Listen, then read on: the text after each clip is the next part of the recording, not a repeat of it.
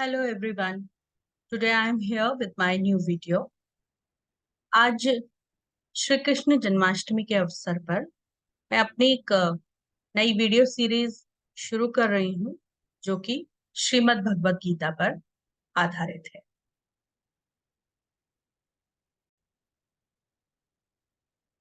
महाभारत युद्ध आरंभ होने से ठीक पहले भगवान श्री कृष्ण ने अर्जुन को जो उपदेश दिया वह श्रीमद् भगवत गीता के नाम से प्रसिद्ध है। यह महाभारत के भीष्म पर्व का अंग है। गीता में 18 अध्याय और 700 श्लोक हैं और आज से लगभग 5000 वर्ष पूर्व गीता का उपदेश दिया गया था।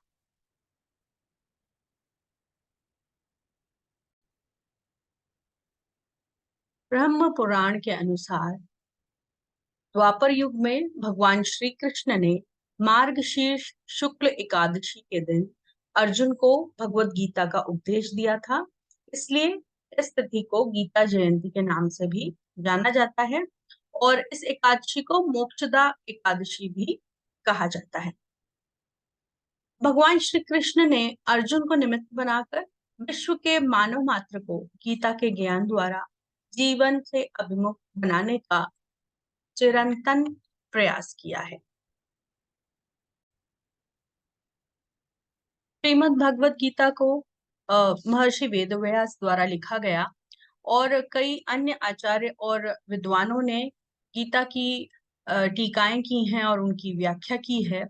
जैसे गीता भाष्य आदि शंकराचार्य के द्वारा, गीता भाष्य रामानुज द्वारा, गूढ़ार्थ दीपिका टीका मधुसूदन सरस्वती, सुबोधनी टीका श्रीधर स्वामी, ज्ञानेश्वरी संत ज्ञानेश्वर जिन्होंने संस्कृत से गीता का मराठी में अनुवाद किया, गीता रहस्य बाल गंगाधर तिलक द्वारा, अनासक्ति योग महात्मा गांधी, एसेज ऑन गीता अरविंद घोष, ईश्वरार्जुन संवाद परमहंस योगानंद, गीता प्रवचन विनोबा भावे, गीता तत्व विवेचने टीका जय दयाल गोयंदका, भगवत गीता का सार स्वामी क्रियानंद, गीता साधक संजीवनी टीका स्वामी राम सुखदास, गीता हृदयती राजदंडी स्वामी सहजानंद सरस्वती, श्रीमद् भगवत गीता आध्यात्मिक गीता के नाम से प्रसिद्ध है।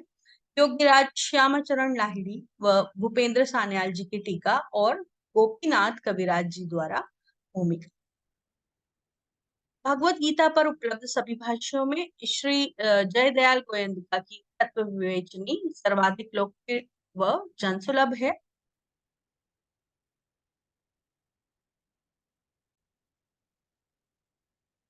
गीता नाम के अन्य ग्रंथ अष्टावक्र गीता, अवधूत गीता, कपिल गीता, श्री राम गीता, श्रुति गीता, उद्धव गीता, वैष्णव गीता, कृषि गीता और गुरु गीता हैं।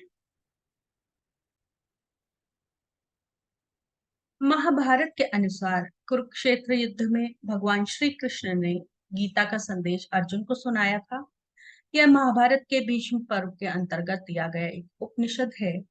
भगवत गीता में एकेश्वरवाद, कर्म योग, ज्ञान योग, भक्ति योग की बहुत सुंदर ढंग से चर्चा की गई है। श्रीमद् भगवत गीता की पृष्ठभूमि महाभारत का युद्ध है। जिस प्रकार एक सामान्य मनुष्य अपने जीवन की समस्याओं में उलझकर किंग कर्तव्य विमूढ़ हो जाता है और जीवन की समस्याओं से लड़ने की बजाय उससे भागने का मन बना लेता है, उसी प्रकार अर्जुन जो महाभारत के महानायक थे अपने आने वाली समस्याओं से भयभीत होकर जीवन और क्षत्रिय धर्म से निराश हो गए थे। अर्जुन की ही तरह हम सभी कभी कभी अनिश्चय की स्थिति में या तो हताश हो जाते हैं या फिर अपनी समस्याओं से विचलित होकर भाग खड़े होते हैं। भारत के ऋषियों ने गहन विचार के पश्चात जिस ज्ञान को आत्मसात किया उसे उन्होंने वेदों का नाम दिया और इन्हीं वेदों का अंतिम भाग उपनिषद कहलाता है। मानव जीवन की विशेषता मानव को प्राप्त बौद्धिक शक्ति है और उपनिषदों में इन्हें ज्ञान मानव की बौद्धिकता की उच्चतम अवस्था तो है ही, लेकिन बुद्धि की समस्याओं के परे मनुष्य क्या अनुभव कर सकता है उसकी एक झलक भी दिखा देता है। श्रीमद् भगवत गीता में धर्म से ज्यादा जीवन के प्रति अपने दार्शनिक दृष्टिकोण को लेकर भारत में ही नहीं, विदेशों में भी लोगों का ध्यान अपनी ओर आकर्षित कर रही है। निष्काम कर्म का गीता का संदेश प्रबंधन गुरुओं को भी लुभा रहा है। यह एक बहुत प्रसिद्ध पुस्तकों में शामिल है। पूरी की पूरी श्रीमद् भगवत गीता ही सर्वश्रेष्ठ है और प्रथम अध्याय से लेकर 18वें अध्याय तक हर पाठ का मूल संदेश पिछले पाठ से जुड़ा हुआ है। क्योंकि पूरी श्रीमद् भगवत गीता ही क्रमबद्ध है, इसलिए इसका हर पाठ ही सर्वश्रेष्ठ है और बहुत ज्ञानवर्धक है। जैसे पहले अध्याय में सही ज्ञान न होने के कारण अर्जुन निराश हो गए और हथियार रख दिए, और इसी तरह से आजकल के बहुत से छात्र और लोग मात्र जरा सा संकट देखकर घबरा जाते हैं और डिप्रेशन में आ जाते हैं। उसी प्रकार दूसरे अध्याय में जब अर्जुन अपना सर्वस्व श्री कृष्ण को अर्पण कर देते हैं और कहते हैं आप ही मेरे गुरु हो, मुझे सही दिशा दिखाइए, तो श्री कृष्ण उन्हें सत्य का बोध कराते हैं। इसी प्रकार छात्रों को अपने गुरु पर पूर्ण विश्वास होना चाहिए और ज्ञान का चिंतन मनन कर उसे जीवन में ढालना चाहिए।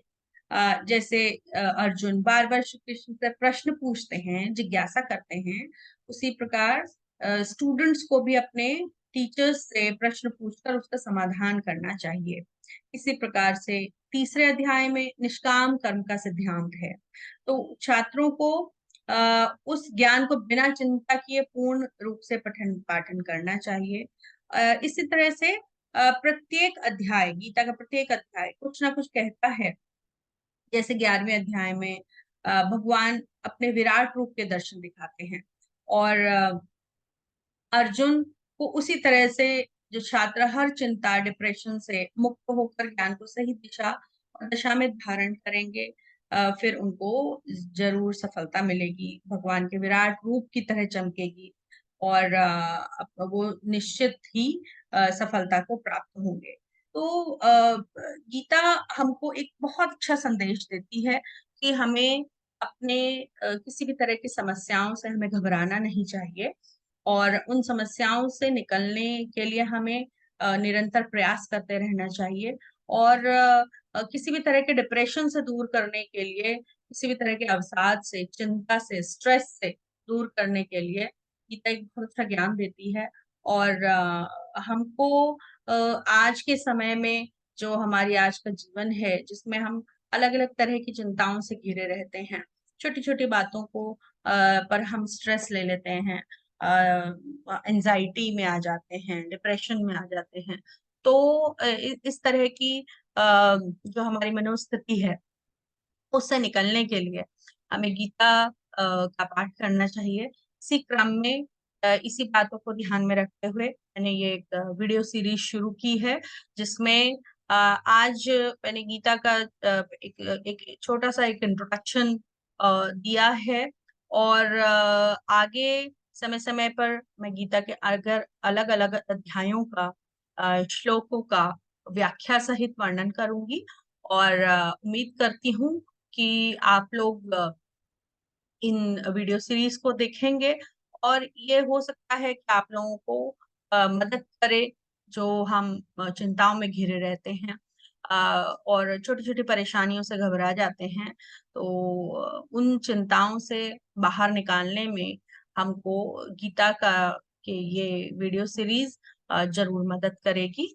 धन्यवाद। और इस चैनल को सब्सक्राइब कीजिए, वीडियो सीरीज को देखिए, शेयर कीजिए और आगे आगे मैं अन्य वीडियो समय समय पर भेजती रहूंगी। बहुत बहुत धन्यवाद और एक बार फिर से आप सब लोगों को श्री कृष्ण जन्माष्टमी की बहुत बहुत सादर शुभकामनाएं। नमस्कार।